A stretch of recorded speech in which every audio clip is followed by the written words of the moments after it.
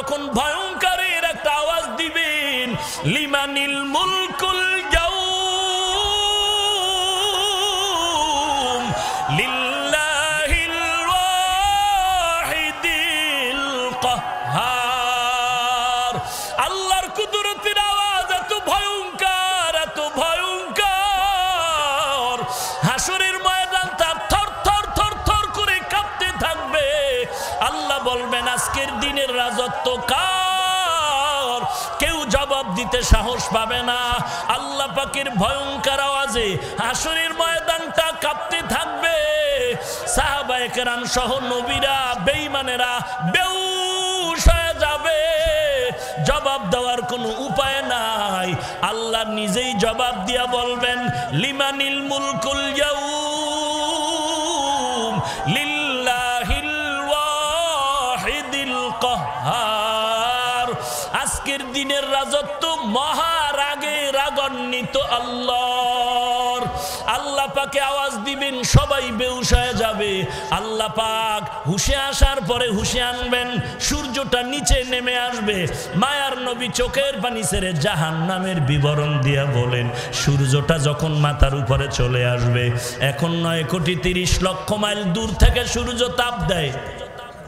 একটা মুখ জমিনের দিকে হাসরের ময়দানে আল্লাহ অর্ডার করবেন, ও সূর্য তোর 12টা মুখ জমিনের নিচের দিকে ফিরাইয়া দাও এবং যত তাপ আছে জমিনে ছেড়ে দাও। সূর্যের তাপে জমিনটা তামা হয়ে যাবে। স্বর্ণ কেন হবে না? লোহা কেন হবে না? জমিনটা স্বর্ণ কেন হবে না? লোহা কেন হবে না? তামা হবে কেন? বলে তামার ভেতরে যেই গুণ আছে লোহার মধ্যে, স্বর্ণের মধ্যে সেই গুণটা নাই। লোহার এক পার্শ্বে গরম করলে আর এক মাথায় গরম হয় না। স্বর্ণের এক পার্শ্বে আগুন লাগাইলে অন্য পার্শ্ব গরম হয় না। কিন্তু তামার ভেতর এমন একটা গুণ, এক কারনার থেকে যদি গরম করা হয় পুরা তামার অংশটা গরম হয়ে যায়। সূর্যের তাপে জমিনটা তামা হয়ে যাবে। হাসরের মাঠের মানুষ গুনাহগারগুলোর মাথার মগজগুলো ভাতের মারের মতো টকবক করে ফুটতে থাকবে। এরে নবীর উম্মতের দল, অপর দিক থেকে জাহান্নামের আওয়াজ শুরু হয়ে যাবে। জাহান্নাম আওয়াজ দিবে, আল্লাহ গুনাহগারগুলো আমার পেটের ভিতরে দাও। আল্লাহ বলবে জাহান্নাম অপেক্ষা কর। জাহান্নাম থামে না। আল্লাহ বলবেন, ও ফেরেশতা, জাহান্নামের গলায় শিকল লাগাইয়া ধরে রাখ, ধরে রাখ। জাহান্নাম যদি সামনে আগায় বিচার করা সম্ভব হবে না, শিকল লাগায়া ধরে রাখতে পারবে না। জাহান্নামের আওয়াজ, আপনার আমার মায়ার নবী সিজদায় পড়ে কাঁদবেন, ও আল্লাহ জাহান্নামের ফিরাও, ফিরাও। আমার একটা উম্মত যেন জাহান্নামে না যায়। ও আল্লাহ, দুনিয়ার জমিনে আমি উম্মতের ভুলি নাই। আমার নবীকে আল্লাহ বলবেন, ওয়ালা সাউফা ইউতিকা রাব্বুকা ফাতারদা। ও নবী, আপনি কাঁদবেন না, মাথা মোবারক উঠায় দেন। আমি আল্লাহ আপনাকে খুশি করব, আপনাকে বেজার করব না। এরে নবীর উম্মতের দল, এইবার আল্লাহ আর একটা হুঙ্কার দিবেন বিচার শুরু করার আগে, ওয়ামতাজুল ইয়াউমা আইয়ুহাল মুজরিমুন। ও গুনাহগারের দল, আলাদা হয়ে যাও। দুনিয়াতে নেককার গুনাহগার এক রাস্তায় চলছো, আমি আল্লাহ বাধা দেই নাই। একই গাছের ফল খেয়েছো, একই নদীর পানি মাছ খেয়েছো। আজ আমি ইনসাফের বিচার করব। এরে নেককার যারা, তাদেরকে আল্লাহ বলবেন, ওরে নেক আমলওয়ালা আশিকের দল, তোমরা আজকে আমার সাথে মোলাকাতের জন্য আরশের নিচে যাও। ওই আরশের নিচে গিয়া বসো। কারণ দুনিয়াতে আমি আল্লাহকে পাওয়ার জন্য কত কষ্ট করেছো রে আশেকের দল। এই জমিনে যারা মাওলার বড় আশেক, আমার আল্লাহর মোহাব্বতে কত রাত্র ঘুমাইতে পারো নাই। আমার আল্লাহর মোহাব্বতে কতবার খানাও খেতে পারো নাই। টুপির কারণে গালি, দাড়ির কারণে গালি, এরপর আল্লাহর পাগলেরা টুপি ছাড়ে না।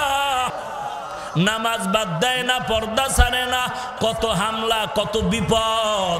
এত ঘরে চাল নাই, ডাল নাই, খানা নাই, এরপরেও হারামের দরজায় যায় না, সুদ উঠানের জন্য, লোন খাওয়ার জন্য যায় না, একমাত্র আমি মাওলা পাকের মোহাব্বতের কারণে।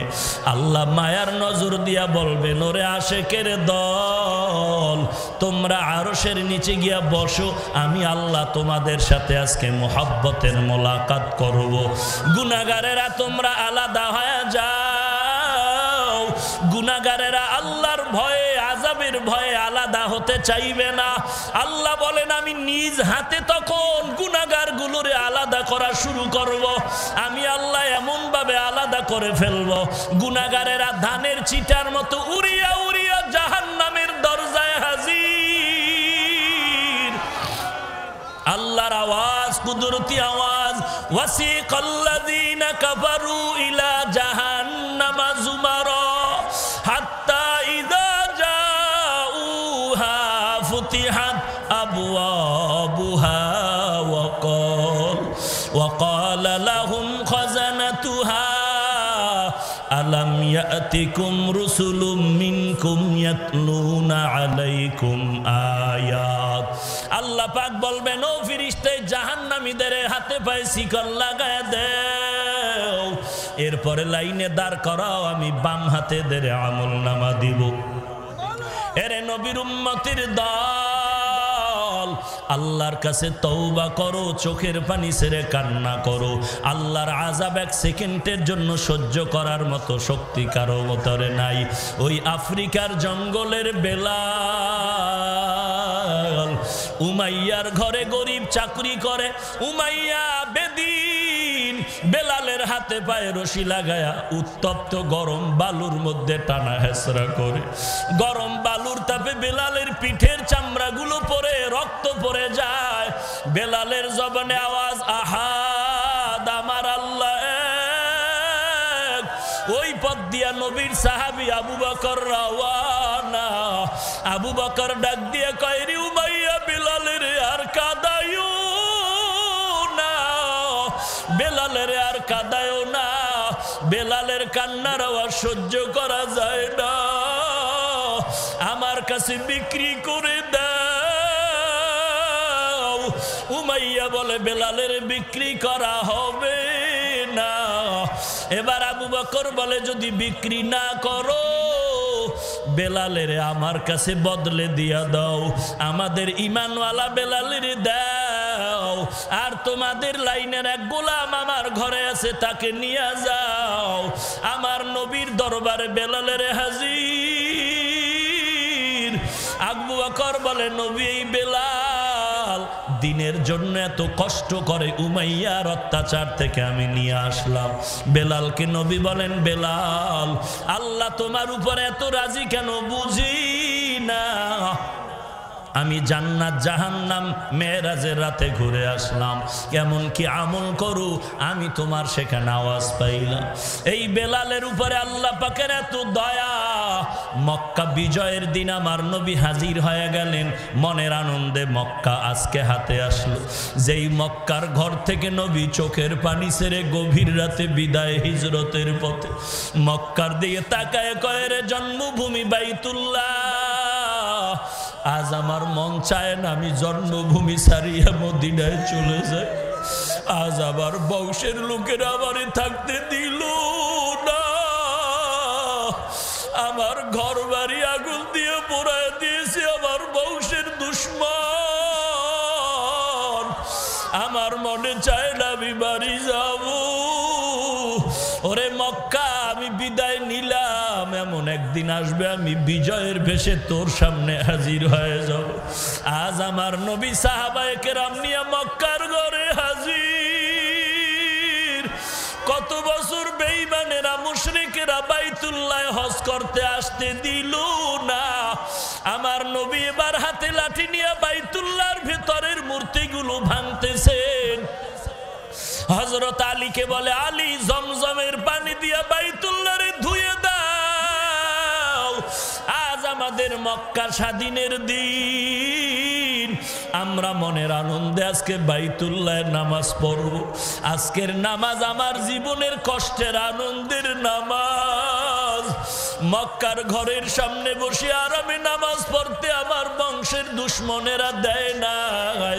তায়েফের ময়দানে কত রক্ত ঝরাইলো, উহুদের ময়দানে কত কষ্ট দিল।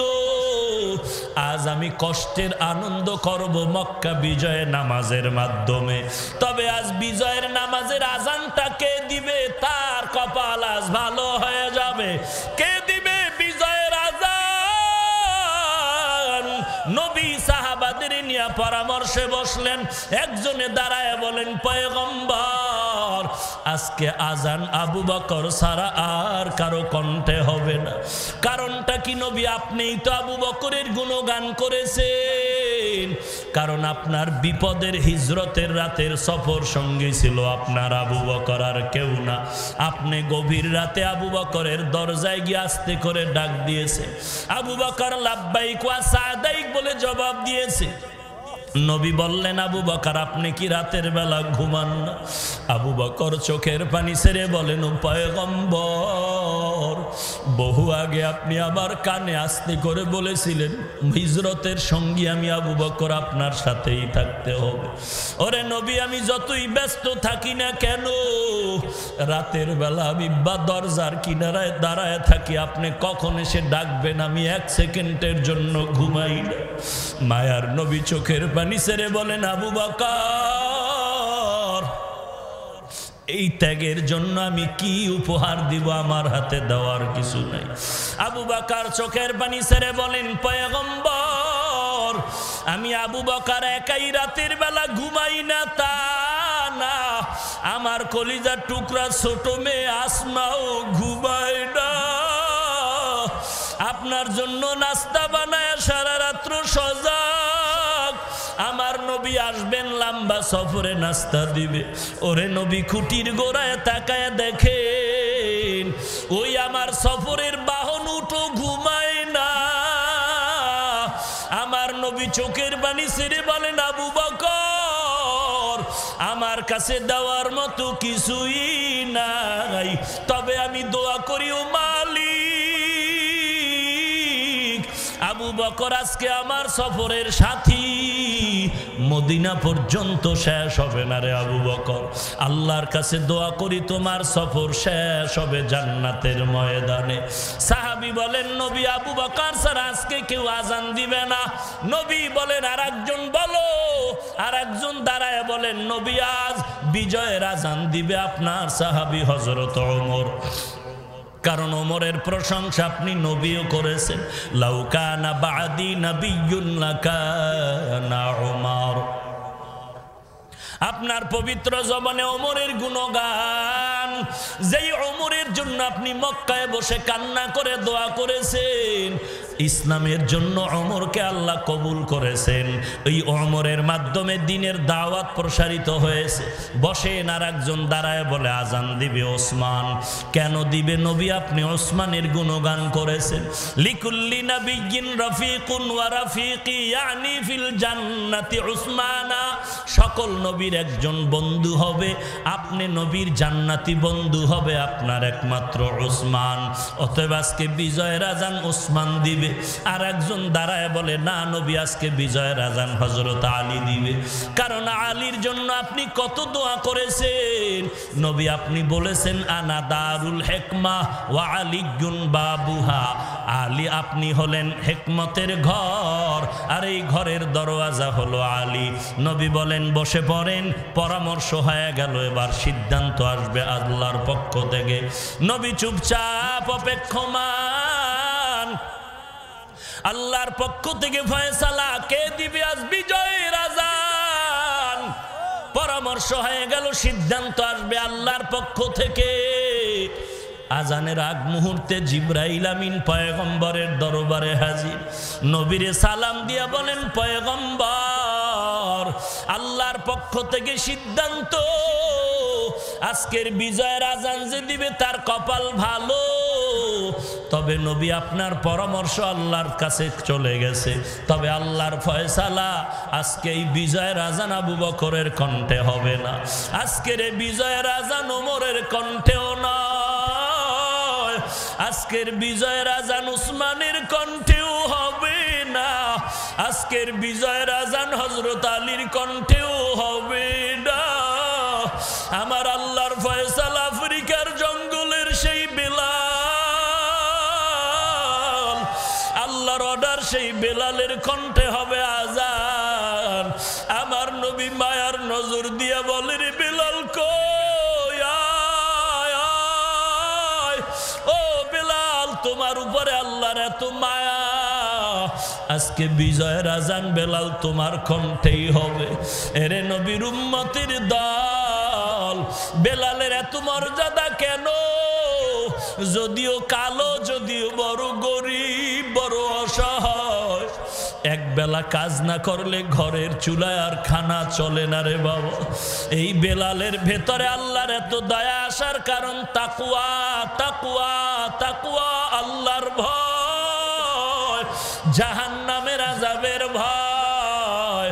এরে সানার বাড়ির মুসলমান, পা দুটো যদি আগাইয়া দেও, আমি তোমাদের পায়ে হাত রেখে বলি, আর নামাজ বাদ দিয়া দাড়ি কেটে নবীরে কাদাইও না।